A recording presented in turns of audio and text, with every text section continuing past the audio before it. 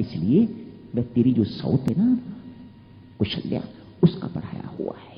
ये उसका षड्यंत्र है, ये उसका है, सब कुछ उसी ने भक्त को बाहर भेजा हुआ है, इत्यादि इत्यादि। बेचारी कुशल्या को पता भी नहीं है ये क्या हुआ है क्या नहीं हुआ है, पर मंत्रा जो है वह इस प्रकार की पट्टी पढ़ा रही है। मंत्रा जानती है कि कई बहुत जिद्दी है, इसके मुख से यदि कोई चीज एक बार निकल जाएगी, यदि वे अपनी जिद पर आ जाती है तो फिर पक्की है, फिर इसे परमात्मा भी जो है वह इसको जिद से हटा नहीं सकता, वह इस बात का भी लाभ लेती है। ये जिद के संस्कार उसने अपनी मां से लिए हैं। कैकेयी की मां का नाम है ककाई, अश्वपति की पत्नी है ये। कहते हैं किसी संत महात्मा की कृपा से अश्वपति को पशुओं की भाषा समझ में आती थी, पक्षियों की भाषा समझ में आती थी। ये कीड़े मकोड़े चींटी इत्यादि जो रेंगते हैं, इनकी भाषा समझ में आती थी। वे आपस में क्या बोलते हैं वे अश्वपति समझ आते थे। एक शर्त रखी थी महात्मा ने, यदि इनकी वार्तालाप इनकी चर्चा को तू किसी को बताएगा तो तेरे सिर के 1000 टुकड़े हो जाएंगे। इसलिए ये बात अपने तक ही रखना। वे क्या बातचीत हो रही है, क्या आपस में वार्तालाप कर रहे हैं, क्या चर्चा हो रही है आपस में, दो पशु दो पक्षी दो चींटा चींटी इत्यादि आपस में क्या चर्चा कर रहे हैं, इसका भेद किसी को ना देना। जिस दिन तू भेद दे देगा उस दिन तेरे सिर के 1000 टुकड़े हो जाएंगे। आज दोनों पति पत्नी बैठे हुए हैं, कैकेयी की मां बैठी है, कैकेयी के पिता बैठे हैं। एक चींटी अपने मुख में छोटा सा चावल का दाना लिए जा रही है, आगे से एक और चींटी मिलती है, आपस में कोई बातचीत होती है, ये समझ आते हैं, ये सुन लेते हैं बातचीत और उसे समझ लेते हैं क्या कह रही है। चींटी कह रही है मैं बहुत भूखी हूं, ये चावल का दाना मुझे दे दे। जिसके मुख में चावल का दाना है वह कहती है नहीं तू उच्च जाति की है, मैं तुझे नहीं दूंगी चावल का दाना। ये सुन के तो अश्वपति हंसने लग जाते हैं। कैकेयी की माता ने कारण पूछा, आप मूर्ख तो नहीं हो, कोई ना कोई बात तो है, क्यों हंसे हो, मुझे कारण बताओ। कुछ बताए ना, मैं बता नहीं सकता। ये दो चींटियां आई हैं आपस में, इनकी बात सुन के इनको देख के तो मैं ऐसे मेरे मुख से हंसी निकल गई। नहीं क्या बात है, बहुत आग्रह कर रही है और ये मना कर रहे हैं कि कई मेरे से ये बात ना पूछ, मैं तुम्हें बता नहीं सकता, और मैं यदि तुम्हें बताऊंगा तो मैं तुम्हें सच कहता हूं मेरे सिर के उसी वक्त 1000 टुकड़े हो जाएंगे, मैं मर जाऊंगा। कि कई कहती है सो व्हाट, कोई बात नहीं, मुझे बात बताओ। ऐसा नहीं कि महिलाएं ही ऐसी, कोई भी हो सकता है, पर यहां पर कैकेयी की मां की बात चल रही है। जब जिद को पकड़ लिया राजा अश्वपति ने सोचा मरना निश्चित है, इसको बताना ही पड़ेगा, ये इस प्रकार से मानेगी नहीं, और यदि मरना ही है मुझे तो चलो काशी चलते हैं, हो सकता है इसकी जिद में कुछ फीकापन आ जाए, और यदि मुझे मरना ही है भाई तो मैं वहां मरूंगा, यहां क्यों मरूं, चलो काशी में चल के मरता हूं। ले गए वहां पर, लेके जाके क्या देखते हैं वहां पर कुछ दिन व्यतीत हुए, लेकिन इसने अपना आग्रह नहीं छोड़ा। वो आपने बात नहीं मुझे बताई अभी तक, मैं मुझे बताओ क्या बात। पुनः कहते हैं अरे मैं मर जाऊंगा यदि मैंने बात बता दी तो, लेकिन वह इस बात का परवाह नहीं करते।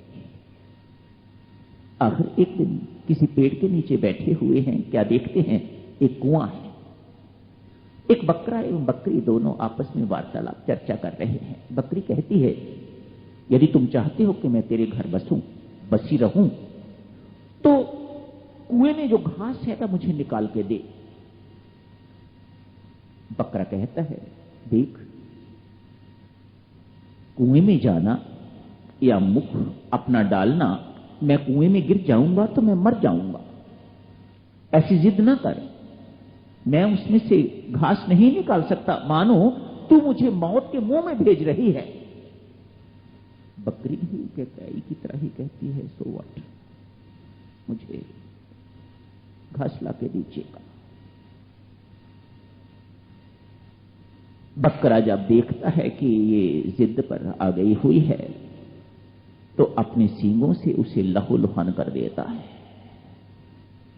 बहुत मारता है उसे, बहुत मारता है और मार मार के उसे लहूलुहान कर देता है, जब तक बकरी उससे हाथ जोड़ के तो क्षमा याचना नहीं करती। पशुपति को एक बिंदु मिल गया। चल घर चल के तो तुम्हें बताऊंगा वह चिंता चिंती आपस में क्या बातचीत कर रहे थे। घर आके बिल्कुल अश्वपति जी महाराज ने कैकई की मां से वही व्यवहार किया है जो बकरे ने बकरी के साथ किया था, और तब तक नहीं छोड़ा जब तक उसने क्षमा याचना नहीं कर दी। कैकई पर भी अपनी मां के संस्कार उसी प्रकार के आए हुए हैं। कैकई को भवन में चली गई है, सब चीज हो गई है तय। वो भवन में जाके तो वह लेट गई है। माताओं सज्जनों, उसी वक्त राजा दशरथ का आगमन होता है। राजा दशरथ बहुत भरोसा लेके तो कैकई के पास जा रहे हैं। मेरी कैकई राज्याभिषेक की सूचना मिलेगी, कल राम को राज्याभिषेक होने वाला है, राज्य मिलने वाला है, तो उसके हर्षोल्लास की सीमा नहीं रहेगी। बहुत प्रसन्न होगी वह। लेकिन जाते ही जैसे ही मकान की दुर्दशा देखते हैं, महल की दुर्दशा देखते हैं, कारण पूछते हैं, वो भवन में है। यदि होनी प्रबल ना होती, प्रारब्ध प्रबल ना होती, परमेश्वर की इच्छा परम इच्छा प्रबल ना होती, तो राजा दशरथ को वहीं से मुड़ जाना चाहिए था। इतना शुभ अवसर है कल, इतना शुभ समाचार है इस वक्त, ये को भवन में चली गई है तो मुझे इसका मुख नहीं देखना चाहिए। लेकिन परिस्थिति इसकी दुर्बलता को भी जानती है, वह इसकी दुर्बलता का भी फायदा लिया। ध्यान दें, कैकई ने मंथरा जो उसकी मार्गदर्शिका है उससे ये नहीं पूछा फर्ज कर तू जो कुछ कह रही है और यदि दशरथ आता ही नहीं है तो मैं वो भवन में जाके क्या करूंगी, ये नहीं पूछा। क्यों? कैकई को पता है कह रही है और यदि दशरथ आता ही नहीं है तो मैं वो भवन में जाके क्या करूंगी, ये नहीं पूछा। क्यों? कैकई को पता है राजा दशरथ मेरे पास रात को आए बिना रह नहीं सकते, उनको आना ही होगा। परिस्थिति फिर राजा दशरथ की कमजोरी का भी फायदा उठा रही है। कामी व्यक्ति है, ये आके ही रहेगा। मेरे प्रति उसका विशेष आकर्षण, वह आएगा, अवश्य आएगा। ये हो ही नहीं सकता कि राजा दशरथ मेरे पास ना आए। आ गए, वो भवन में चले गए। वहां जाके क्या हुआ है आप सब जानते हो। बहुत कुछ कैकई ने कहा है, बहुत कुछ राजा दशरथ ने कहा है, आपस में बातचीत भी हुई है। बेचारे राजा दशरथ को अपने शिकंजे में कस लिया है, फंसा लिया है। 2 वर के लिए आपने वायदा किया था, यह 2 वर मुझे दीजिएगा, भरत को राज्य दीजिएगा एवं राम को 14 वर्ष का वनवास दीजिएगा। तय हो गया है।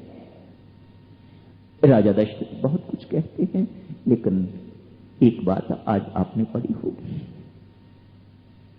कैकई बहुत स्पष्ट कहती है, मैं अपनी सौत का सुख नहीं देख सकती। जो दीक्षा मंत्रा ने दी है उसे भली भांति उस मंत्र को याद है, मैं अपनी सौत का सुख नहीं देख सकती। पंक्ति साफ लिखी हुई है कैकई में, मैं अपनी सौत का सुख नहीं देख सकती। देखो, दूसरे का सुख देखना कितना कठिन है, कितना दुखदायी है। दूसरे का सुख क्या जाता है आपका, लेकिन वह स्पष्ट कहती है मैं सौत का सुख नहीं देख सकती। मैं ये नहीं देख सकती कि वह किसी भी प्रकार से सुखी हो, ऐसा होके रहेगा। आज भगवान श्री वन के लिए प्रस्थान कर गए। बहुत कुछ हुआ है, बहुत उपदेश, इतना समय भी नहीं है आपकी सेवा में कुछ कहने का। हां, जो माता सुमित्रा ने शिक्षा दी है लक्ष्मण जी महाराज को, कल इस वक्त या दिन में किसी वक्त उसी चर्चा से आरंभ करेंगे। आज मात्र इतना, भक्तजनों, भगवान का दूर जाना इस प्रकार का नहीं जैसे आप दिल्ली से आए हुए हो, यहां हो, दिल्ली में नहीं हो, और जब दिल्ली में होते हो तो हरिद्वार में नहीं होते। भगवान का आना जाना इस प्रकार का नहीं है। भगवान दिल्ली में भी है तो हरिद्वार में भी है, अमेरिका में भी है, एक ही समय में है। तब हमें दूर महसूस होते हैं, भीतर विराजमान होते हुए भी भगवान कभी दूर महसूस होते हैं और कभी बिल्कुल पास में होते हैं। ये आप हर एक का अनुभव है। कब? जब भीतर मंत्रा नहीं होती तो भगवान बिल्कुल पास होते हैं, और जब भीतर मंत्रा आ जाती है तो भगवान पास होते हुए भी बहुत दूर दिखाई देते हैं। ठीक इसी प्रकार से भगवान भी अयोध्या से प्रस्थान कर गए हैं, निकल गए हैं। ये हमारी अयोध्या, हमारा अंतःकरण इससे दूर चले गए हैं, कहीं नहीं गए हैं, लेकिन लोगों को इस प्रकार का लग रहा है। क्यों? इस वक्त मंत्रा की वृत्ति, क्रोध, काम, लोभ इत्यादि सब विकार इकट्ठे हुए हैं वहां पर, और जहां ये विकार इकट्ठे हो जाते हैं वहां राम नहीं रहते। जहां काम आ जाता है वहां राम नहीं रहते, राम दूर चले जाते हैं। पिछले जन्म में मनु जी महाराज प्रभु राम को कहते हो, आप मेरी चंद्रमा हो और मैं आपका चकोर हूं। आज कैकेयी को आके कहते हैं, अरे तू तो जानती है, तू मेरी चंद्रमा है और मैं तेरा चकोर। भगवान कहते हैं, राजा दशरथ ने चंद्रमा बदल लिया है, इन्हें अब मेरी कोई आवश्यकता नहीं, मुझे यहां से चले जाना चाहिए। चंद्रमा बदल लिया राजा दशरथ ने। मैं था चंद्रमा कभी तो मैं पुत्र बन के इनकी गोद में आके खेला। आज इन्होंने चंद्रमा बदल लिया है, कैकेयी को चंद्रमा बना लिया है, मेरी आवश्यकता नहीं, इसलिए भगवान प्रस्थान कर जाते हैं। हमारे अंतःकरण में जब विकार आ जाते हैं, रहते हैं, लेकिन जब विकार उछल कूद करने लग जाते हैं, हम विकारों के दास बन जाते हैं, तब ऐसा लगता है भगवान हमसे दूर चले गए हैं। और जब हम निर्विकार होते हैं तो भगवान बिल्कुल पास ही होते हैं, पास ही रहते हैं, कहीं आते जाते नहीं हैं जैसे हम आते जाते हैं। धन्यवाद। यही समाप्त करने की इजाजत दे। कारण कथा तो नहीं होने वाली। वही है महर्षि विशिष्ट जिन्होंने योग वासिष्ठ की रचना करी है, वही है महर्षि विशिष्ट जिन्होंने राम जैसे शिष्य को शिक्षा दी है। छोटी मोटी हस्ती तो नहीं।